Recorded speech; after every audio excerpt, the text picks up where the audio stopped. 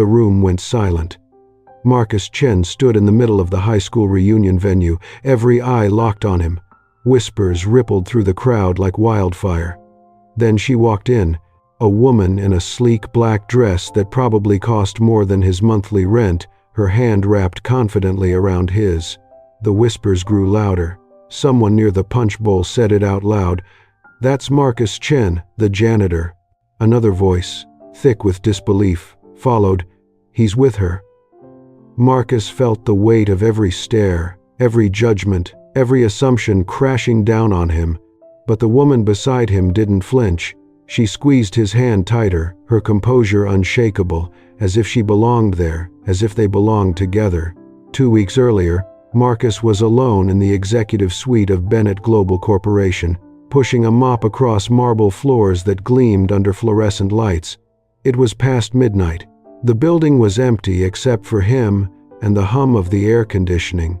In his jacket pocket, a cream-colored envelope burned like a brand. His 20-year high school reunion. He'd opened it 3 times already, read the names of people who'd moved on, climbed ladders, built lives. And him, he was still here, cleaning up after people who didn't see him. He stopped outside the corner office. The light was still on. Natalie Bennett, CEO, sat behind her glass desk, eyes locked on her laptop, exhausted but focused. Marcus hesitated. Most executives ignored him. But Natalie, she was different. She looked up, noticed him standing there. "Long night," she said, her voice warm, not dismissive. He nodded. "You too," he replied. She smiled, the kind that reached her eyes, and for a moment, the space between boss and janitor disappeared. Marcus's hands tightened around the mop handle. The words came out before he could stop them. "Miss Bennett, can I ask you something crazy?" She tilted her head, curious. He pulled out the invitation, held it like evidence of his failure. "I have this reunion, and I know how this sounds, but would you pretend to be my girlfriend for 1 night? I'll work 2 months without pay." The air shifted. Natalie leaned back in her chair, studying him, not with pity, but with something deeper, understanding maybe. "Why would you do that?" she asked softly. Marcus looked away. "Because showing up alone feels like proof they were right about me, that I never amounted to anything." Natalie stood, walked around her desk, and for the first time, Marcus saw past the title, past the power. He saw loneliness in her eyes, the kind that money couldn't fix. She didn't answer right away. Instead, she asked, "Do you think I'm beneath you because I said yes?" Before we continue, if you believe in the power of unexpected connections, subscribe to Love is Kindness. Now, what would you do if someone offered to change your life for free? Comment below and let us know where you're watching from. Natalie didn't want his salary. She told him that immediately, her voice firm but gentle. "Keep your money, Marcus. I'll go with you, but not because you're paying me." He stared at her, confused, searching her face for the punchline that never came. "Why then?" he asked. She looked out the window at the city lights below, her reflection ghosted in the glass. "Because I haven't been to anything like this in years. And maybe," she paused, her voice softer now, "maybe I'm tired of being alone too." 3 days later, they stood in a high-end boutique that Marcus had only seen from the outside. Natalie moved through the racks with ease, pulling suits, holding them up to him, studying the fit with an artist's eye. "This one," she said, handing him a charcoal gray suit. He hesitated. "I can't afford this." She met his gaze. "I know.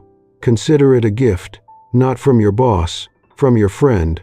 The word hung between them, fragile and new. Friend.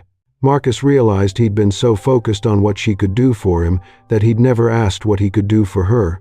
Maybe showing up together wasn't just his escape. Maybe it was hers too. They practiced in her living room, a sprawling penthouse that felt more like a museum than a home. Too clean, too quiet.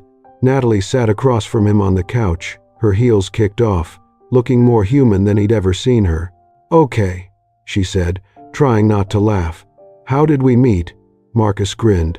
"You spilled coffee on me in the break room." She raised an eyebrow. I don't go to the break room. Exactly, he replied. That's why it's believable. She shook her head, smiling despite herself. Then came the hand-holding practice. Natalie extended her hand. He took it, and the touch was awkward, stiff, like two strangers pretending to be something more. Relax, she said. You're holding my hand, not a grenade. He laughed, and slowly, his grip softened. Her hand was warm, smaller than he expected, and for a moment, neither of them moved. Sometimes being at the top is the loneliest place, she admitted quietly, her eyes distant. Everyone wants something from you. No one just wants you. Marcus looked at her, really looked at her, and saw past the title, past the wealth. He saw a woman who'd built an empire but lost herself in the process. The night of the reunion arrived. Marcus stood at the entrance of the hotel ballroom, his heart pounding against his ribs. Natalie stepped out of the car behind him, and the transformation was complete. She wasn't his boss anymore. She was radiant, poised, untouchable. She took his hand, and this time, it didn't feel like practice. They walked in together. The crowd parted. Conversations stopped mid-sentence. Marcus's stomach twisted as he spotted them. Derek Harrison and his crew, the same guys who'd made high school hell, now wearing expensive watches and forced smiles. Derek's eyes landed on Marcus, and the smirk appeared instantly. Well, Marcus Chen, still cleaning up other people's messes. The group laughed, cruel and familiar. But then Derek's gaze shifted to Natalie. The smirk died. Wait, he said, his voice faltering. You're dating her. The power in the room shifted like an avalanche, silent and unstoppable. Derek wasn't finished. He stepped closer, his voice loud enough for everyone to hear. Come on, Marcus, let's be honest. You peaked in high school, and even that wasn't much. Now you're what? A janitor. He laughed, sharp and bitter. I mean, respect the hustle, but bringing a date this far out of your league, that's just sad. The room held its breath. Natalie's jaw tightened. She started to rise from her seat, her CEO instincts kicking in, ready to dismantle Derek with the kind of power that could end careers. But Marcus put a hand on her arm, gently. Wait, he said. He stood, his voice steady, calm, and for the first time that night, completely his own. Yeah, Derek, I clean toilets, I mop floors, I empty trash cans in offices where people like you work. And you know what? I'm proud of it. It's honest work. It pays my bills.